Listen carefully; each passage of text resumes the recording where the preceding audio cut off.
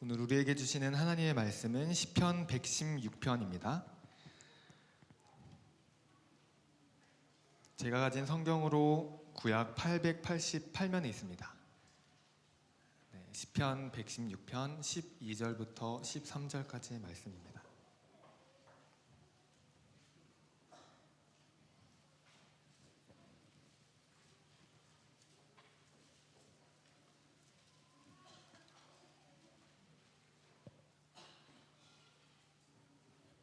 시편 116편 12절부터 13절까지 두 절 말씀 우리 함께 합독할까요? 네, 함께 합독하겠습니다. 시작. 내게 주신 모든 은혜를 내가 여호와께 무엇으로 보답할까? 내가 구원의 잔을 들고 여호와의 이름을 부르며 아멘. 여러분들은 혹시 무언가로 인해 누군가에게 감사해야 할 존재가 있거나 감사했어야 하는 그러한 상황이 있으십니까? 그때는 미처 감사의 인사를 전하지 못한 채로 넘어갔는데 기회가 된다면 꼭 감사의 말을 전하고 싶은 그러한 사람이 여러분들에게는 있으신가요? 저에게도 그러한 분이 있습니다. 제가 아마 한 5살 때쯤 됐을 때에 있었던 일입니다. 친하게 지내던 저의 동네 친구는 친구가 다니던 유치원 버스가 바로 집 앞까지 왔었고, 제가 다녔던 선교원의 봉고차는 일정 거리까지 제가 나가야지만 탈 수 있었습니다. 하루는 엄마에게 평범하게 인사를 드리고 나왔는데 아파트 현관 앞에서 그 친구가 흙을 가지고 놀면서 버스를 기다리고 있었습니다. 그래서 저도 자연스럽게 선교원 차로 가지 않고 그 친구 옆에 앉아 함께 흙장난을 했습니다.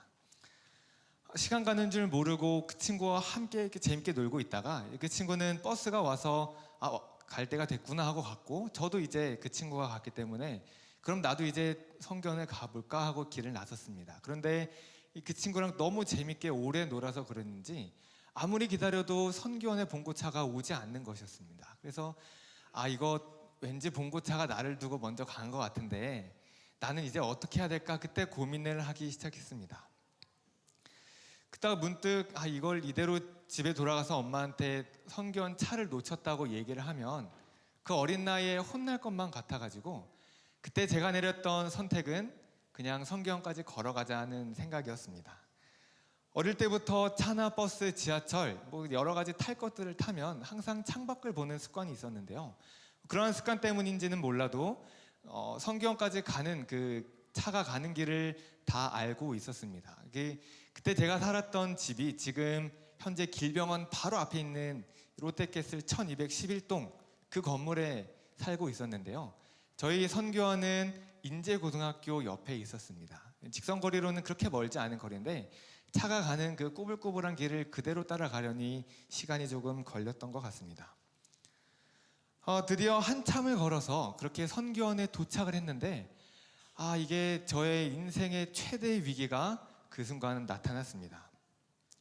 이제 마당을 지나서 들어가려고 했는데 마당에 있는 그 선교원의 대문이 굳게 잠겨 있는 것이었습니다. 그래서 이제 초인종을 눌러보려고 팔을 뻗었는데 그때 저의 나이가 5살이었기 때문에 아무것도 닿을 수가 없었고 아무리 점프를 해도 그 초인종 벨을 누를 수가 없었습니다.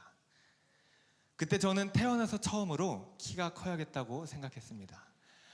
여기까지 왔는데 이걸 포기하고 집으로 돌아가야 하나 어떻게 해야 되나 고민하고 있는 찰나에 때마침 그 앞을 지나가시던 아주머님이 계셔서 그 아주머니께 저 초인종 벨 좀 눌러달라고 그 어린 나이에 그렇게 부탁을 했었습니다.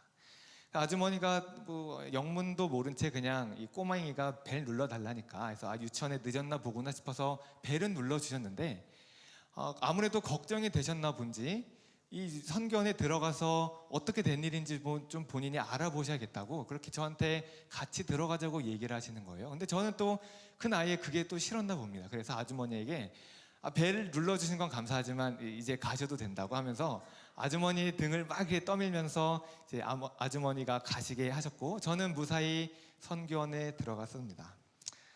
아주머님께 감사하다는 말 한마디도 못하고 그냥 그렇게 내보낸 저의 모습을 보면서 지금까지도 아마 지금이었다면 근처 편의점이라도 가서 음료수라도 사드리면서 감사의 인사를 전했을 텐데 그러한 지금까지 그러한 아쉬움이 남는 그런 경험이 저에게 있습니다. 감사는 많은 사람들에게 익숙한 주제입니다. 기독교에서도 감사는 빼먹을 수 없는 신앙의 중요한 요소입니다. 그래서 우리가 기도할 때에 또는 찬양할 때에 우리가 감사합니다라는 고백을 그렇게 많이 하는 것일 겁니다. 우리가 오늘 읽은 성경인 시편을 보면 그 시편을 쓴 사람에 상관없이 그 사람이 어떠한 상황과 환경과 조건에 처했든지 간에 그것에 연연하지 않고 하나님께 감사하고 있다는 고백을 우리는 쉽게 볼 수 있습니다. 그래서 오늘의 시편 기자도 하나님께 감사했습니다. 오늘 본문 시편 116편을 쓴 기자가 상황에 처했던 상황은 구체적이지는 않겠지만 아마도 대부분의 사람들은 이 사람이 원수들에 의해 목숨이 위협받고 있는 상황에 처했을 것이라고 말하고 있습니다. 그러한 위험한 상황에서 시편 기자는 하나님의 성품을 기억하며 하나님이 내가 어려울 때에 나를 구원하셨고 건져내셨다는 그 사실을 기억했습니다.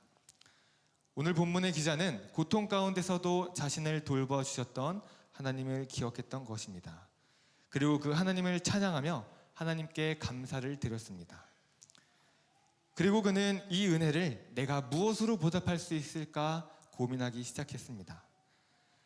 오늘의 시편 기자가 내린 결론은 구원의 잔을 들고 여호와의 이름을 부르는 것이었습니다. 이 말을 풀어서 말씀드리면 하나님이 베풀어 주신 위대한 구원을 감사하며 하나님께 예배드리기로 작정했고 찬양과 감사를 드리기 위해 하나님을 찾기로 결단했다는 의미입니다. 구원하신 역사를 감사하고 또 기도하며 찬양함으로 하나님께 이 은혜를 보답하겠다고 오늘의 시편의 기자가 이야기하고 있는 것입니다. 그렇다면 오늘날 우리에게 주어진 하나님의 은혜는 어떠한 것들이 있습니까? 누군가에게는 재물로, 누군가에게는 자녀로, 사업의 성공으로, 또 누군가에게는 인간관계의 성공과 마음의 평안, 여러 가지 모양으로 하나님께서는 우리 각 사람에게 많은 은혜를 부어주셨습니다. 그 중에서도 성도들의 가장 큰 은혜가 무엇일까라고 고민해 본다면 그에 대한 대답은 우리를 억만죄악에서 구원하신 바로 그 구원의 은혜일 것입니다. 그 구원을 주시기 위해 예수님이 이 땅에 오셨습니다. 예수 그리스도께서 이 땅에 오심으로 말미암아 가난한 자에게 아름다운 소식이, 마음이 상한 자에게 고침이, 포로된 자에게는 자유가, 갇힌 자에게는 노임이 선포되었습니다. 실로 예수님의 이 구속의 은혜가 우리에게로 실제로 임한 것입니다. 이 은혜를 받았음을 믿음으로 고백하며 함께 모여 예배하고 있는 우리가 바로 하나님의 자녀요 하나된 신앙 공동체인 것입니다. 해마다 성탄절이 되면 교회에서는 성탄 전야제로 성탄 발표회로 분주한 모습을 우리는 쉽게 볼 수 있습니다. 누군가는 이것이 교회의 올바른 모습은 아니다, 사람들을 힘들게 하고 피곤하게 한다라고 이야기하며 이런 모습들을 비판하기도 하지만 한번 우리의 생각과 기준을 다르게 해석을 해보면 어떨까요? 우리가 이 많은 것들을 준비해서 우리의 시간을 들이고 우리의 돈을 들여서 우리의 재능을 들여서 이렇게 많이 준비한 까닭을 예수님으로 인해 우리에게 주어진 그 구원의 은혜를 감사하고 찬송하는 우리의 믿음의 고백으로 한번 생각해 보자는 말입니다. 우리가 몸으로 율동하고 다양한 악기로 찬양하는 이유는 우리에게 주신 그 놀라운 은혜에 보답하고 감사하기 위함이라고 저는 생각합니다. 그 구원의 은혜의 커다란 감격을 다시 한번 기억하시면서 우리가 찬양할 때에 그 어느 때보다 기쁨으로 찬양하며 누군가가 나와서 찬양할 때에는 그 찬양의 고백을 나의 찬양의 고백으로 함께 드릴 수 있는 오늘 이 시간이 되면 좋겠습니다. 우리의 찬양과 경배를 통해 하나님께 감사드리시는 모든 성도님들 되시기를 간절히 소망합니다. 기도하겠습니다. 좋으신 아버지 하나님, 우리에게 베풀어 주신 구원의 은혜에 감사하는 마음으로 오늘 이 시간 우리가 함께 모여 우리의 몸과 마음을 다해 하나님께 찬양하기 원합니다. 우리가 드리는 이 찬양과 감사를 기쁘게 받아주옵소서. 우리를 억만죄악 가운데서 구원하신 예수님의 이름으로 기도합니다.